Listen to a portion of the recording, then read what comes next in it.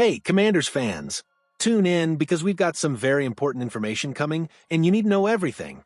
Here on the channel, you'll find all the latest news about our team, with breaking news and everything a true Commanders fan needs to know. So first of all, subscribe to the channel and activate the bell, because here you'll receive everything firsthand and never be out of date. Oh, and leave your like right now to strengthen this incredible community and show that Commanders fans are always there. No more ado, hang in there, because today's news is unmissable. Now, let's get straight to the point. Good news for the Commanders. Brandon Coleman returns to practice after nearly 3 weeks out. The Washington Commanders finally received positive news regarding their offensive lineup. After nearly 3 weeks out due to an injury, starting left guard Brandon Coleman returned to practice this Wednesday, bringing relief to the coaching staff and hope for stability for the offensive line. Before the start of the practice, head coach Dan Quinn confirmed the young player's presence at practice. Coleman returned to practice today. That's a good sign. There's nothing like practical work. We can teach on the board and simulate in meetings, but nothing replaces when the players are side by side, executing together, the coach emphasized. Coleman had limped off the field on August 2nd during a practice session and had been recovering ever since.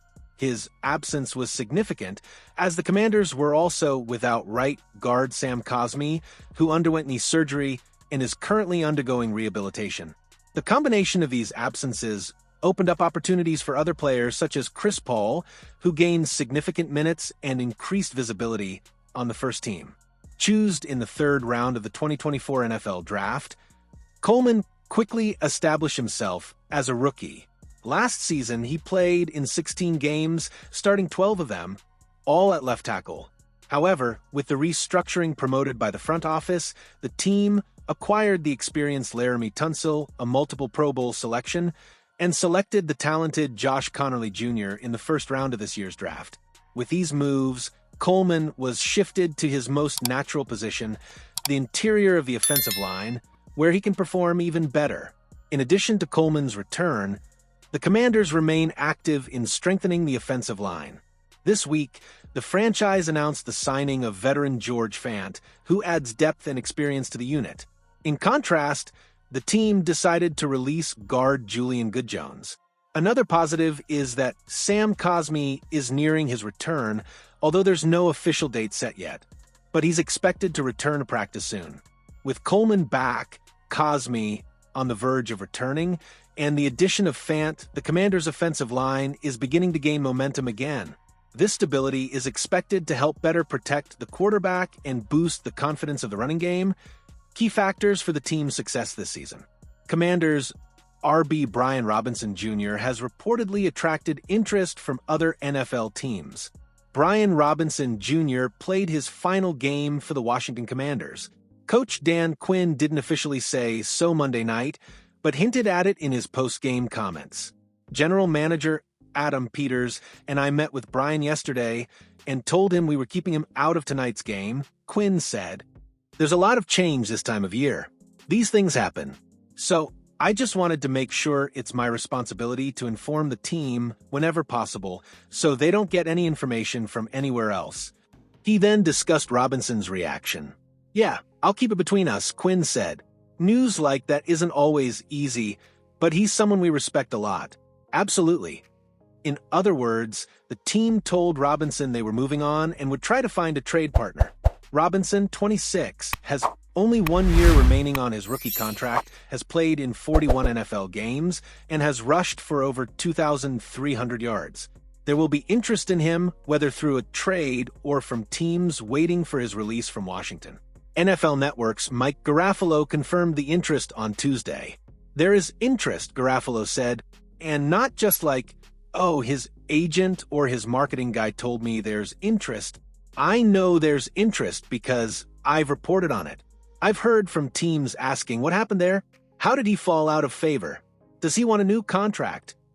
Yes, he eventually wants to, but this is a contract year, and right now, given the situation, my understanding is that he wants the best possible situation to have the best season possible and prepare for a payday this offseason as a free agent. So, Right now, it all comes down to Brian Robinson's fitness. I believe he'll have a new home, if not through a trade, and they have to release him. He'll have a new home soon. Regardless of whether the Commanders are able to trade Robinson, he'll be on a new team next week. His time in Washington didn't end because he did something wrong, demanded a new contract, or was a locker room issue. The rise of rookie Ja'Cory Krosky-Merritt and the presence of Chris Rodriguez Jr. and Jeremy McNichols have made Robinson expendable in Washington's eyes. Washington rumors. Terry McLaurin seeks contract above DK Metcalf. The contract impasse between the Washington Commanders and wide receiver Terry McLaurin remains a hot topic in Ashburn. So far, the two parties have been unable to reach an agreement on an extension, and insider reports indicate that McLaurin is targeting even higher figures than the contract DK Metcalf recently signed with the Pittsburgh Steelers. According to the Athletic reporter Nikki Jabvala, McLaurin expects to earn more than $30 million per season, placing him in an elite tier among NFL wide receivers. If number 17 asks for a figure above Metcalf's $33 million annual guarantee, he would automatically enter the top 4 highest-paying contracts at the position in terms of average annual value. Furthermore, if he seeks to surpass Metcalf's $60 million guaranteed, he would also enter the top 10 in terms of total guarantees. Another relevant point raised by the report is the salary cap issue.